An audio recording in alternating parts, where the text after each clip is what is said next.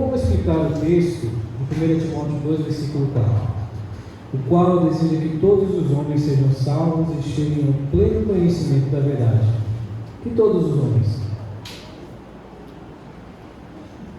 A resposta está no contexto. Lê aí comigo, 1 Timóteo 2, do 1 ao 7.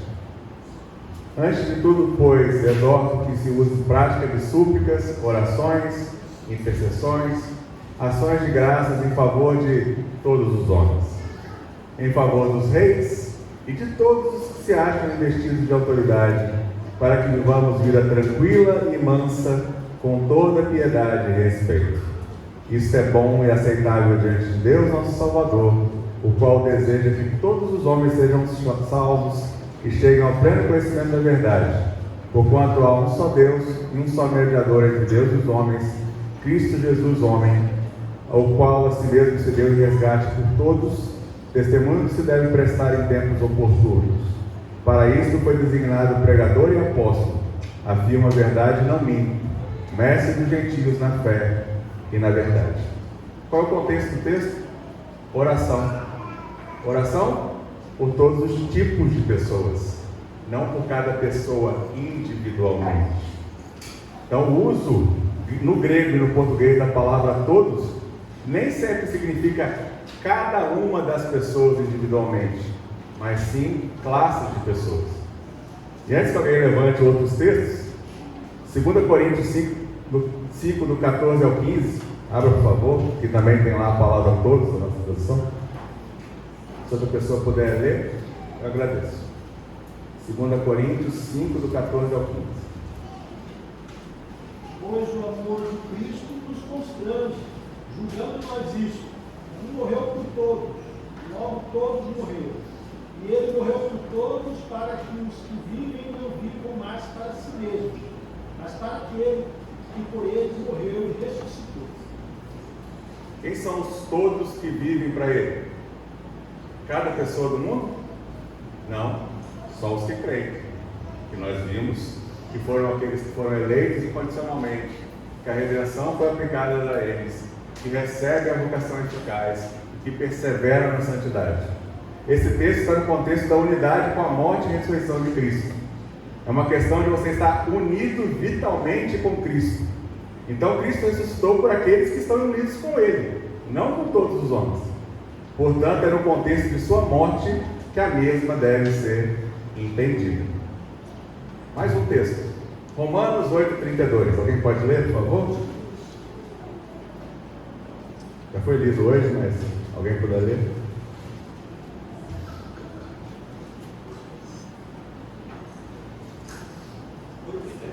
Oi, 32. Aquele que nem mesmo ao seu próprio filho poupou, antes o entregou por todos nós, como não dará também com eles todas as coisas. Esse texto está em qual contexto? No contexto da cadeia de ouro da salvação. Então, o que Deus determinou a respeito do seu povo, Ele dará ao seu povo, não a todos os homens da terra. Não se ensina o universalismo aqui, porque todos não é isso. Quer ver um texto claro para vocês verem isso, que não tem nada a ver com o contexto de salvação? Abra, por favor, e leia João 12:19.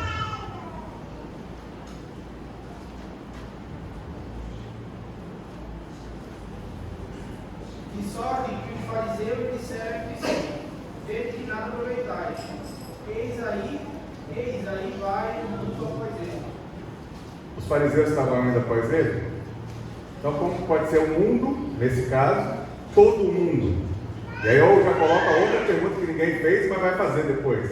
Mas não fala que o mundo é mundo ali, é mundo lá, é mundo cá. Mundo na Bíblia pode significar todo mundo eleito, tanto os judeus quanto os povos gentílicos, o público que estava em volta de Cristo, que é o caso desse texto, especialmente judeus. Os gentios não estavam ali, só judeus. Algumas vezes se refere a todos os tipos de pessoas, como eu expliquei no todos. Também pode se referir às forças do mal, angélicas e humanas se voltando contra Deus, o universo ordenado, o cosmos, ou simplesmente um grande número de pessoas. Então, ele não morreu pelo mundo todo, ele não morreu por toda a humanidade, ele morreu pelo seu povo, e todos aqui é o seu povo.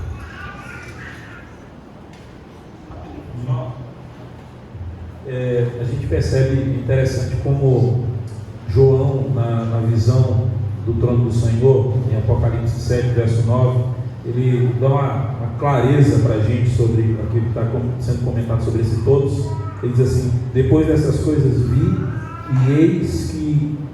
e eis grande multidão que ninguém podia enumerar, de todas as nações, tribos, povos e línguas, em pé diante do trono, diante do Cordeiro, com vestidos de vestiduras brancas, com palmas nas mãos. Então esses todos apontam exatamente para essa compreensão de todos os povos, todas as tribos, línguas e nações. Nós teremos esses todos diante do Senhor, todos os eleitos.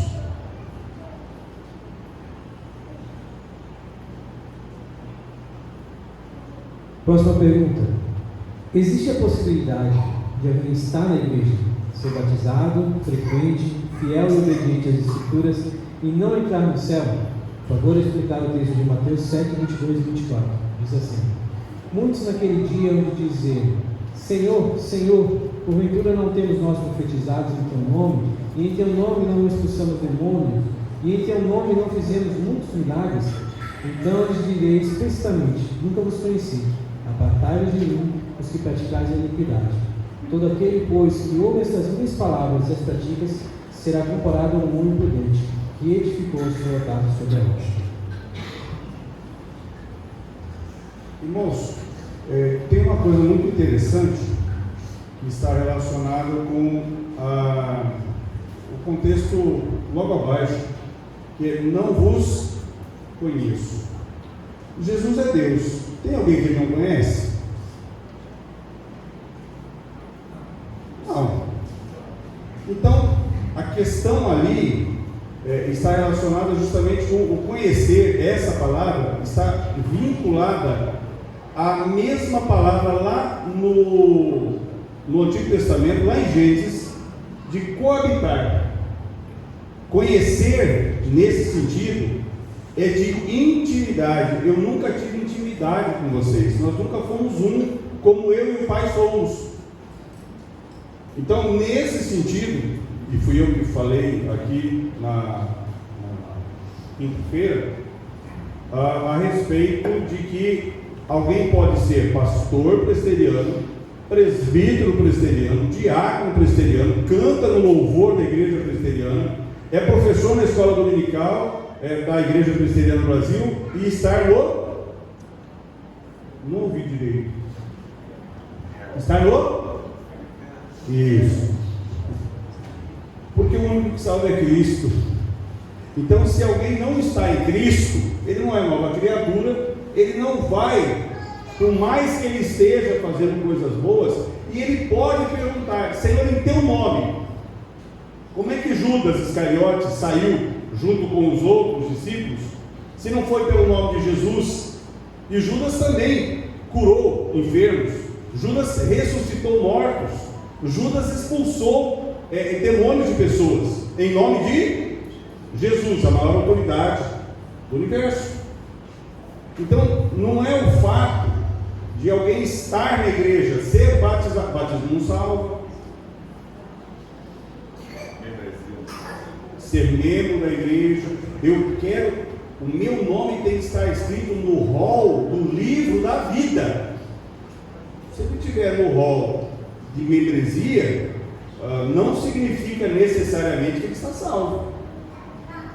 É por isso que é importante lembrar que não é o fato. Muitos pais, irmãos, têm trazido seus filhos à igreja, e aí alguém diz assim: perdi meu filho lá na universidade, estou perdendo meu filho ali fora. Irmãos, os pais estão trazendo os filhos à igreja. A igreja não salva. Os pais têm que levar os filhos a Cristo.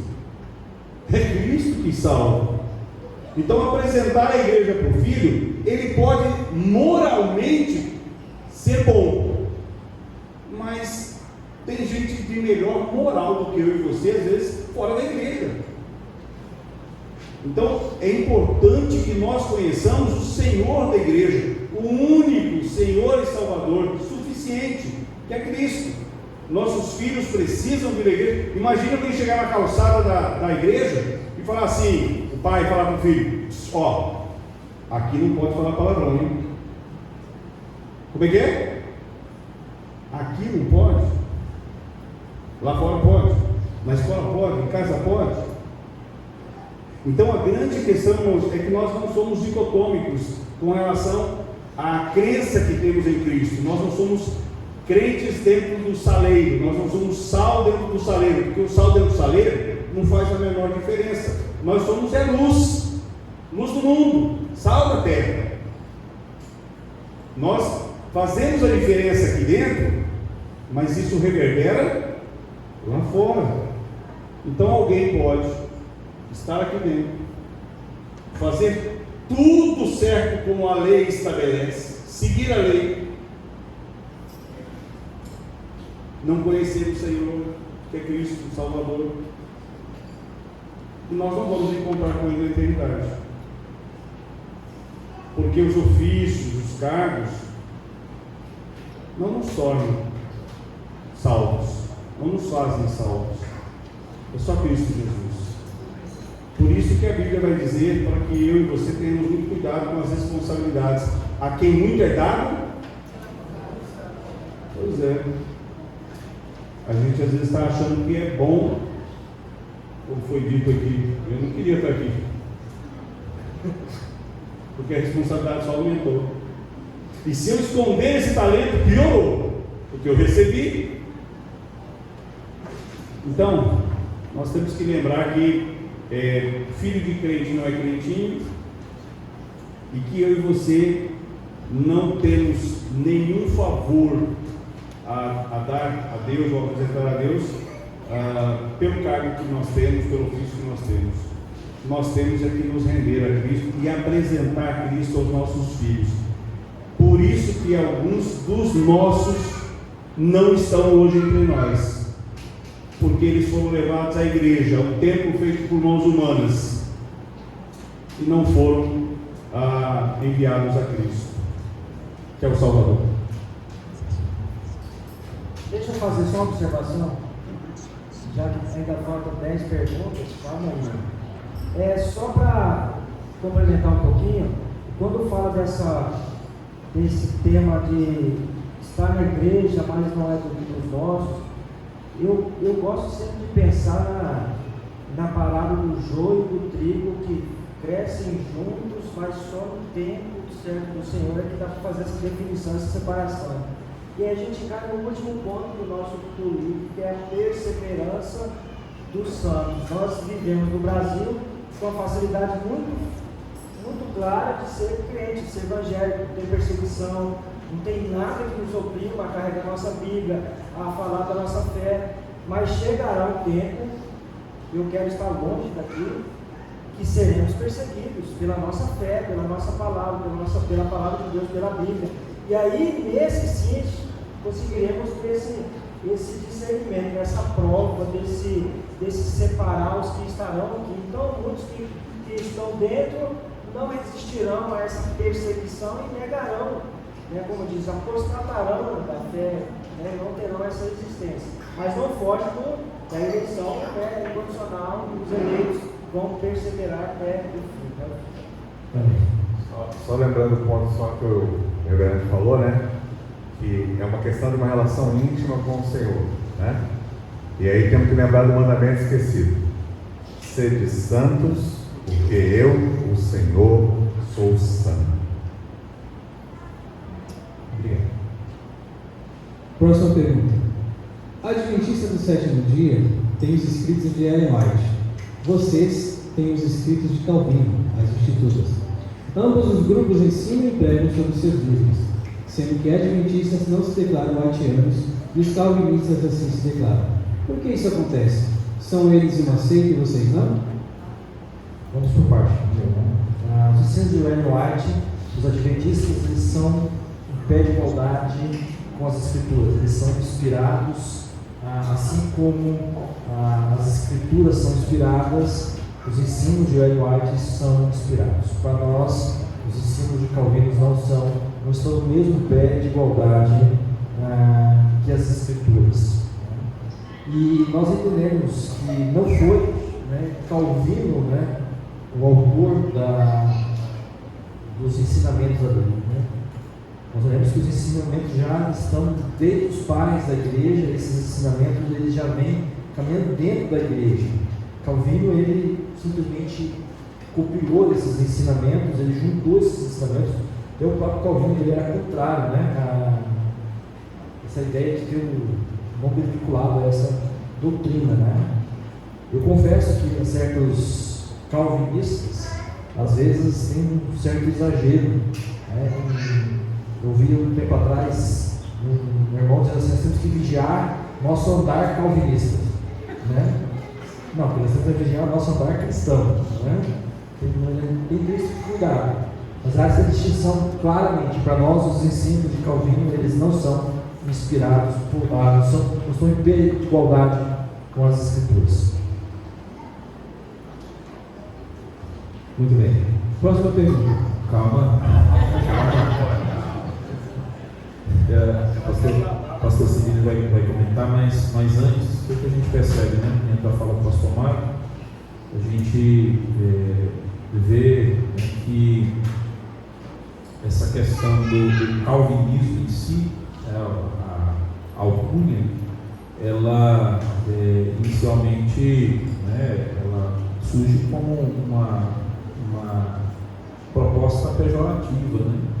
Assim como a questão da alcunha protestantes não surge no sentido de algo saudável, digamos assim, né? Hoje a gente tem dificuldade, não somos protestantes, somos calvinistas, mas naquele início, né, surge como algo que de fato traz um desconforto, né? Por mais que a gente olhe hoje para as Escrituras, a gente diga, não, Paulo era calvinista, Agostinho era calvinista, né? Mas a gente entende que a questão doutrinária, aquilo que João Calvino, de modo muito gracioso, tem a oportunidade de estudar as Escrituras, entender à luz das Escrituras os temas doutrinários que a gente adota, que a gente entende ser temas cristãos, bíblicos, que nos ajudam na nossa fé, mas no início ali, né, o calvinismo não era algo, digamos assim, visto com bons olhos. Haviam outros nomes, né? O pastor Sidney pode comentar um pouco mais a respeito. O pastor Marco já falou, né, sobre a questão do porquê que os adventistas são uma seita, mas para vocês terem uma facilidade para verificar o que é uma seita. Só a Escritura. Se tem alguma coisa em pé de igualdade com ela, é seita. Solo Cristo. Se tem mais alguém para salvação, ou as obras, ou outros mediadores, é seita. Só a graça. Se for mais as obras, é seita. Só a fide. Se a fé é uma obra sua, é seita. Só a Dio glória. Se a glória não for totalmente para Deus, for dada para pastor, para homens, para mulheres, para o que for, é seita. Nós não fazemos isso com Calvino. O nome calvinismo, como já foi dito pelo irmão aqui, foi usado pelos oponentes luteranos na década de 1550 para descrever pejorativamente as nossas doutrinas. A quem fez essa pergunta, ele poderia perguntar assim: então os luteranos são seita? Eles levam o nome de Lutero. Os wesleyanos são seita? Eles levam o nome de Wesley. Os menonitas são seita? Eles levam o nome de Menon Simons? Não, isso só descreve os nossos sistemas feitos por diversos teólogos, não só Calvino, por exemplo, e que nós consideramos que é a contribuição do próprio Espírito através de homens falíveis na história da igreja. Se nós vamos pensar na seita apóstata, satânica, chamada Igreja Católica Apostólica Romana, você vai ver lá as ordens: agostiniana, domiciliana, jesuíta. O que é isso senão simplesmente o sistema que cada uma das ordens segue? É a mesma ideia para nós. Sabe quais os nomes dos calvinistas, que nós hoje usamos esse termo? Tinham lá, logo no início da Reforma Protestante, na França eles eram chamados de huguenotes, que significam os confederados ou protestantes. Na Inglaterra, os puritanos, que defendiam a igreja pura, a palavra pura, a pregação pura, ensino puro. Na Holanda, os reformados, pois seguem a doutrina da reforma desde Zwingli. E na Escócia, qual era o nome? Presbiterianos. Então nós estamos aqui como presbiterianos. O nosso irmão aqui, ele vem da descendência dos puritanos diretamente, como batista reformado. Mas atualmente, por aqueles que são os mais radicais, aqueles que são os mais cabeça dura em relação a conversar com outras tradições, o termo calvinista é usado só porque concorda com as 5 doutrinas da graça. O sistema calvinismo é muito maior do que apenas as 5 doutrinas da graça. Vocês acham que o Calvino ensinou a predestinação como a grande doutrina? Soberania de Deus é a grande doutrina do sistema teológico calvinista. Você acha que o Calvino ensinou mais a predestinação do que orar? Nas institutas, a oração ocupa muito mais espaço que a eleição. Tanto que a nossa confissão de fé fala, quando nós pisamos nesse assunto da predestinação, nós pisamos num solo tão sagrado que nós devemos tomar cuidado ao falar disso. Não é o que acontece na internet por aí. Então, essa visão de calvinistas como seita é mais moldada pela internet, gera essa ideia de que nós adoramos João Calvino. João Calvino era um homem falho, seus escritos são falhos, mas o sistema calvinista tem várias contribuições de outros reformados, e por isso nós cremos que nós estamos trazendo a tradição da verdade desde a época dos apóstolos até agora. Irmãos, qual é o adjetivo pejorativo que nós presbiterianos recebemos das outras igrejas? Isso. Nós somos frios que doem. Nós não temos espírito, somos sorveterianos.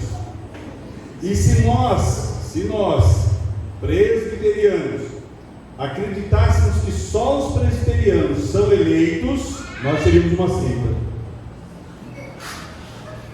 Como nós não cremos, então nós estamos no caminho, que por sinal o caminho antes era considerado uma seita. A própria Bíblia chama o caminho de a seita. A seita é o caminho. Até o nome cristão foi usado pejorativamente também. Pequenos cristos, tipo assim, esses pequenos burros aí não estão querendo ir para a cruz, igual Cristo. Essa é a ideia por trás do nome cristão. Mas só completando uma coisinha. Quem poderia ter levado João Calvino a ser alguém ligado a uma seita foi Armínio, que disse que eu considero que os comentários de Calvino têm uma inspiração que é diferente de todas as outras. Ele usou o termo inspiração. Inspiração só a palavra de Deus tem. Só os autores inspirados da Escritura escreveram. O que nós temos hoje é iluminação do Espírito Santo. Amém. Para a gente dar fundamento, eu vou juntar as duas próximas perguntas porque elas são correlatas. Aí a gente dá uma saída. Se Deus é amor e escolheu alguns para a salvação, por que escolheu outros para a perdição? Se já sabia do pecado, por que criou o homem para pecar e depois escolher alguns para salvar? Abra lá a Bíblia em Romanos, capítulo 3.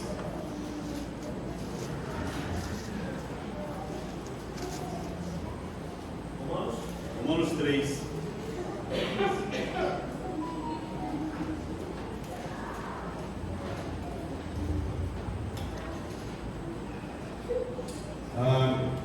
Qual é, eu vou ler aqui uma versão, qual é então a vantagem do judeu? Ou qual é a utilidade da circuncisão? Muito, em todos os aspectos, pois aos judeus foram confiados os oráculos de Deus. Pois então, se algum foram incrédulos, a incredulidade deles anulará a fidelidade de Deus? A escolha é soberana. É Deus que escolhe soberanamente. E nesse sentido, não há como haver alguma objeção a respeito de quem ele escolhe e de quem ele rejeita. Pegar um gancho só aí. 2 Coríntios 4:4 diz que o Deus desse século cegou o entendimento. Então a gente tem que realmente essa formalidade. E, por exemplo, eu estou falando da Ellen White, a gente vê que na Bíblia católica nós temos o sexo livre na porta. Não tem nada a ver com a coisa do que Deus, aquilo ali foi posto, colocado. Então se a gente preparar, ou seja, se cruzar diante da palavra de Deus, não ficar perdido e ser enganado por esse Deus que serve o entendimento das pessoas. Sobre esse ponto, o Stones de Dort, ele nos esclarece, né, nos dá uma luz interessante a respeito do tema. O artigo 15 do capítulo 1, né, que fala sobre a divina eleição e reprovação, sobre a reprovação desse Espírito, diz assim: a Escritura Sagrada mostra e recomenda a nós esta graça eterna e merecida sobre nossa eleição, especialmente quando, além disso, testifica que nem todos os homens são eleitos. Alguns, pois, são preteridos na eleição eterna de Deus. De acordo com seu soberano, justo, irrepreensível e imutável bom propósito, Deus decidiu deixá-los na miséria comum em que se lançaram por sua própria culpa, não lhes concedendo a fé salvadora e a graça da conversão. Para mostrar sua justiça, decidiu deixá-los em seus próprios caminhos e debaixo do seu justo julgamento, e finalmente condená-los e puni-los eternamente, não apenas por causa de sua incredulidade, mas também por todos os seus pecados, para mostrar sua justiça. Este é o decreto da reprovação, o qual não torna Deus o autor do pecado. Tal pensamento é blasfêmio, mas o declara temível, irrepreensível e justo juiz e vingador do pecado. Próxima pergunta. O que Paulo quis dizer ao naufragar na fé em 1 Timóteo 1,19 e como isso se relaciona com a perseverança na fé? Não é algo contraditório? 1 Timóteo 1,19 diz o seguinte: mantendo fé e boa consciência, porquanto alguns, tendo rejeitado a boa consciência, vieram naufragar na fé.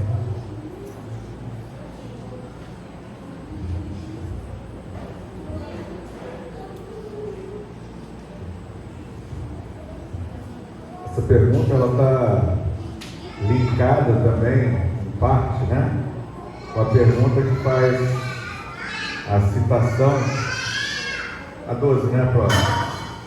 A citação de Irineu e Alexandre. Homens que estiveram à frente do ministério e que deixaram a fé por não manter a sua boa consciência. Aproveitando que o senhor já citou em Alexandre, já é a próxima pergunta. Isso. Qual o propósito de entregar em Alexandre e Satanás, conforme mencionado em 1 Timóteo 1:20? Então ele está comparando Timóteo com aqueles que já estiveram à frente do ministério, já fizeram a missão e tudo mais, mas mesmo assim eles retrocedem e deixam a boa consciência e vão naufragar na fé. Isso não quer dizer que eles eram eleitos e nem salvos.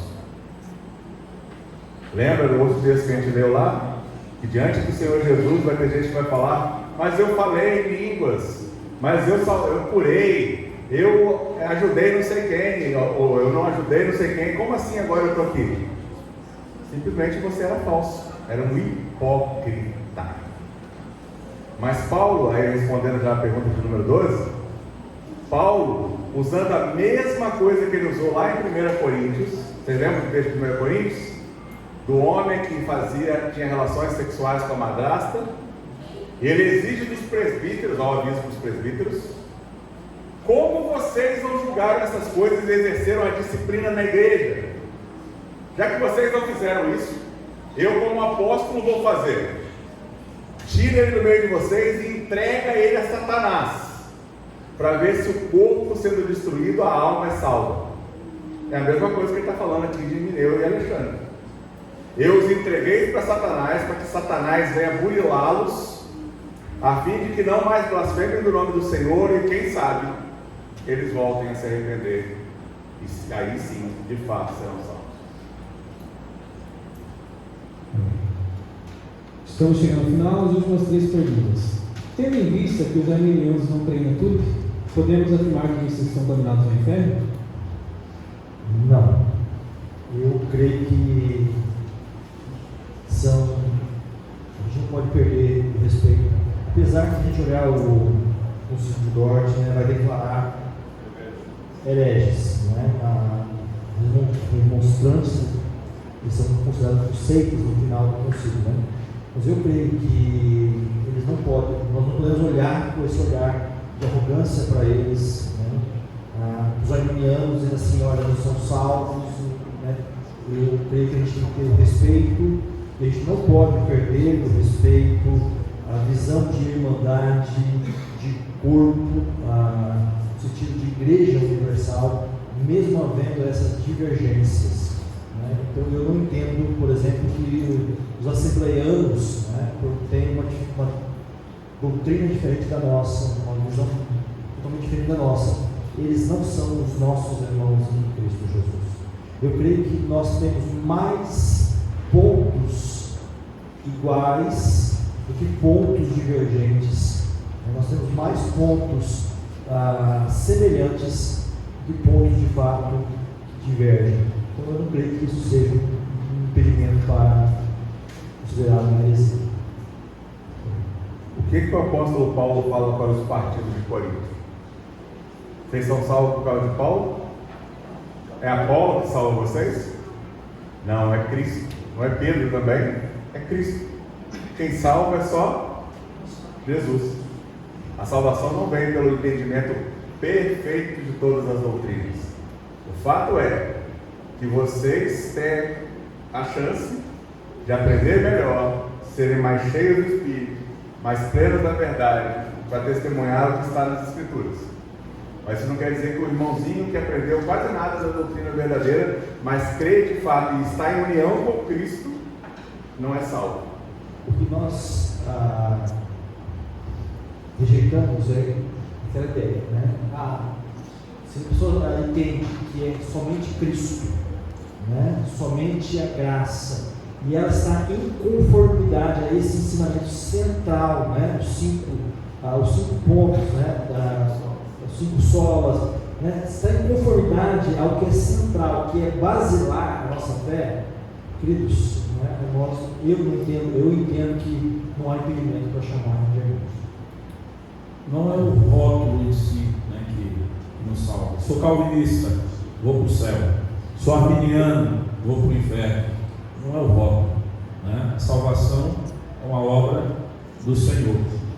E se o arminiano ele crê em Cristo, no Evangelho de Cristo, da mesma maneira que o calvinista, ele vai para o céu. Queridos, rapidamente para terminar com o horário, nós temos um trabalho nosso no Porto da Manga, nós temos irmãos lá no Porto da Manga que Malemar sabe ler a Bíblia. Se você falar metade do que nós estamos conversando aqui, a gente está falando em grego ou hebraico para ele. Mas há uma coisa em comum quando a gente vai orar, quando a gente vai estudar a Bíblia. Ele não sabe o que é calvinismo, arminianismo, predestinação, mas ele sabe de um Cristo que é Salvador, que resgatou ele da miséria dele. Ele não está interessado, aquele irmãozinho lá, se foi calvino, se for armínio, se é predestinado. Ele quer saber o seguinte: meu Cristo me salvou. Isso é algo maravilhoso e isso é algo encantador. Na história do metodismo, no Clube Santo você tinha arminiano, que ultrapassou até Armínio nas defesas dele, que é o John Wesley, e você tinha um reformado calvinista que era George Whitefield. E quando escreveram para o Whitefield, falou assim: Whitefield, John Wesley vai para o inferno? Ou vai para o céu? Aí o Whitefield falou assim: sim, ele vai para o céu. Só que eu não vou nem vê-lo direito, porque ele está tão mais perto do Salvador que eu. É assim que nós devemos pensar do nosso irmão. Penúltima pergunta. O ponto da depravação total anula a responsabilidade humana de aceitar a legendária graça, tendo em vista que todos somos chamados ao arrependimento? Não. Não anula a responsabilidade do homem, né? Porque o homem agora ele age segundo a sua natureza, né? Então isso não torna, já como falamos aqui, né?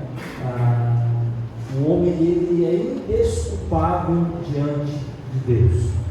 Então o homem, como nós olhamos ali, Deus endurecendo o coração de Faraó, né? Mesmo Deus endurecendo o coração de Faraó, o Faraó continua indesculpável diante de Deus. Ele não é justificado, né? O Faraó ele será culpado. E assim o homem também. Mesmo esse homem sendo totalmente depravado, agindo segundo a natureza, esse homem é indesculpável diante de Deus. Até só esclarecendo, não sei se o irmão concorda com essa interpretação do termo, né? Ele usou o termo endurecendo o coração de Faraó. Nós entendemos que o coração do homem é endurecido, pelo menos na minha escola de interpretação, quando Deus simplesmente nega a se dar a luz que iluminaria aquele coração. Então Deus não foi lá e: Faraó, faz isso. Então Deus só falou assim: faz o que você quer, faz o seu, usando o termo polêmico no início, né? Usa o teu livre-arbítrio inclinado para o pecado e faz o que você quer.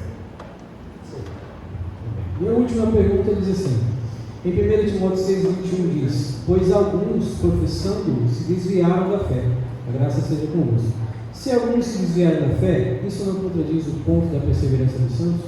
Ao pastor Chato novamente, só antes um pouquinho. A resposta está no contexto.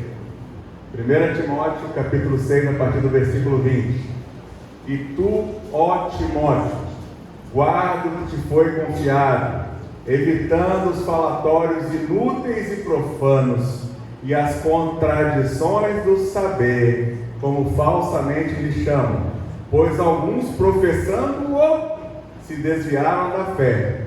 A graça seja convosco. Esses que se desviaram da fé foi porque eles deixaram a palavra, só a escritura, e resolveram ter lá as ideias dos gnósticos e de coisas afins daquele tempo. Isso, preciso tomar cuidado. É que eu falo muitas vezes aqui: o fato da gente estar na igreja não quer dizer nada. A gente experimentar os meios de graça não quer dizer nada. Pastor, mas tem anos na igreja, foi batizado na igreja, prega na igreja. Não quer dizer nada. Se essa pessoa não tiver intimidade com Deus, se essa pessoa não tiver vida com Deus, relacionamento, que foi falado muito bem, pastor Tobicel, não quer dizer nada. E aí nós vemos pessoas que estão anos e anos dentro da igreja, mas não conhecem o Senhor da igreja. Mas aí se desviar. Não, queridos, essa pessoa nunca conheceu o Senhor da igreja. E a gente tem que tomar cuidado com isso, né? Aquele que se acha de pé, cuide para que não caia. Às vezes nós nascemos dentro da igreja, estamos anos aqui dentro, mas nós não conhecemos o Senhor da igreja. E isso é um perigo muito real para nós, não conhecer o Cristo da igreja, o noivo. Portanto, nós somos chamados a uma intimidade com Deus, não uma vida religiosa vazia de relacionamento com o Senhor da igreja. E mais uma vez usando o exemplo dos teólogos de internet, que não vivem a igreja, que não vivem com o povo de Deus, que não andam com as pessoas. Eles adoram discussões de pontinhos, com esse filigrama de teologia, de doutrina, de filosofia. São as discussões do saber que ficam gastando tempo. Mas não foi lá, como eles gostam de falar, alguns também. Não vai lá evangelizar o próximo, não vai falar com o seu vizinho, não vai dar o sustento para alguém que está caído na rua, não vai andar com seu irmão, não vai discipular o mais novo na fé. Se você quer permanecer no Senhor, use os meios da graça. Eles não são garantia, mas você vai crescer através deles em intimidade com o Senhor. A gente percebe os planos de Dó que nos auxilia nessa questão, né? Existe aí no capítulo 5, que fala sobre a perseverança dos santos, foi o ponto que eu trabalhei na quinta-feira. O artigo 8º fala sobre a graça do Trino Deus que preserva, e diz assim: assim não é por seus próprios méritos ou força, mas pela imerecida misericórdia de Deus que eles não caem totalmente da fé e da graça, nem permaneceram caídos ou se perdem definitivamente. Quanto a eles, isto facilmente poderia acontecer, e aconteceria, sem dúvida. Quanto a Deus, porém, isso não pode acontecer de modo nenhum, pois seu decreto não pode ser mudado. Sua promessa não pode ser quebrada. Seu chamado, em acordo com o seu propósito, não pode ser revogado. Nem o mérito, a intercessão ou a preservação de Cristo podem ser invalidados. E o selo do Espírito tampouco pode ser frustrado ou destruído. Amém. Irmãos, na quinta-feira eu fiz uma pergunta se você tinha certeza da sua salvação. Lembram disso? Você tem certeza da sua justificação em Cristo? Sim ou não? Sim. Está fraquinho. Está fraco. Você tem certeza da sua justificação em Cristo Jesus? Sim ou não? Sim. Você crê que o seu nome está escrito no livro da vida? Sim ou não? Sim. É o que basta. É o que nos basta. A graça do Senhor basta para mim e para você. Muitos desses assuntos que nós lidamos aqui, você não vai encontrar dessa forma sistematizada na Escritura. Ela foi justamente sistematizada para facilitar o pensamento duplo. Essa questão de armínios, a Igreja Católica Apostólica Romana é arminiana. Na sua ideologia, no seu pensamento, ela é arminiana. Então, esse é um ponto importante, porque é bom saber que eu fui salvo pelos méritos de Cristo. Bom saber que o meu nome está escrito no livro da vida. Eu sou no rol, não da igreja presbiteriana, mas no rol do livro da vida. Bom saber que o ato da justificação, uma vez só, foi sobre Cristo, e a dívida que era minha foi paga por Ele. Enquanto que a justificação é um ato exclusivo de Deus, único, a santificação é um processo no qual eu e você, no movimento sinergista, estamos executando, estamos fazendo. Que Deus nos ajude, em nome de Jesus. Amém. Deus abençoe grandemente aos nossos leitores. Deus abençoe grandemente aos santos que perseveraram até aqui, apesar de eu não estar do lado. Quero deixar aqui, irmãos, nós temos uma pequena lembrancinha, um pequeno mimo